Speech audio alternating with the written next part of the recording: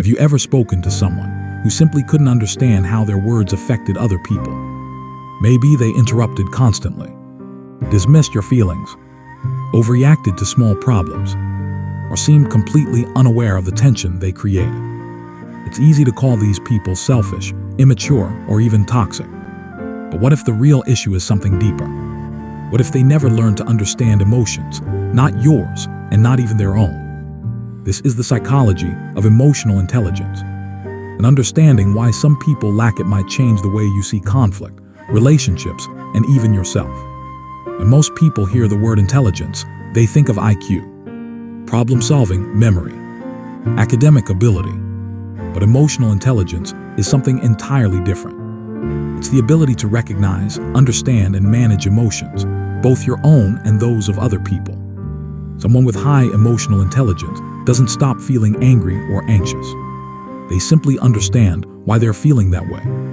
They know when to speak and when to stay silent. They can disagree without becoming defensive. And perhaps most importantly, they can recognize that other people's emotions are just as real as their own. It's a skill, not a personality trait. Like any skill, it can either be developed or neglected. So why do some people seem emotionally unaware? The answer often begins long before adulthood. Imagine growing up in a home where emotions were ignored. Whenever you cried, you were told to get over it. Whenever you expressed fear, you were called weak. Whenever you felt angry, you were punished rather than understood. Over time, you learned something dangerous. Not how to manage emotions, but how to suppress them. Psychologists sometimes describe this as emotional neglect. The emotions don't disappear. They simply become unfamiliar. As adults, these people may struggle to identify what they're actually feeling. Instead of saying, "I'm hurt," they become angry. Instead of saying, "I'm anxious," they become controlling. Instead of admitting they're afraid, they pretend not to care. The problem isn't that they don't have emotions. The problem is that they've never learned the language to understand them. More than 2,000 years ago, Socrates famously declared, "The unexamined life is not worth living."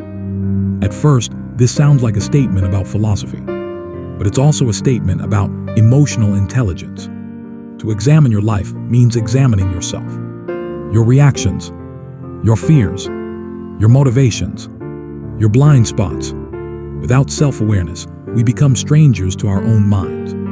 We blame other people for emotions we don't understand. We mistake insecurity for confidence.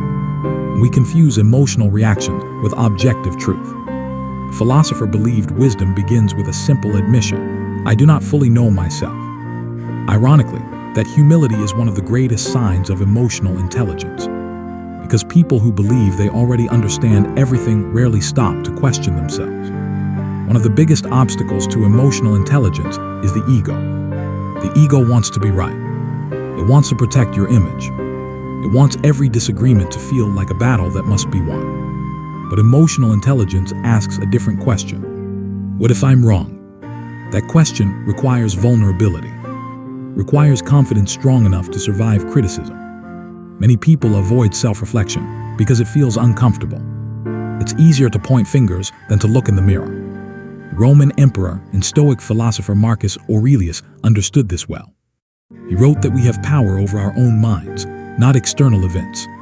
That idea sits at the heart of emotional intelligence.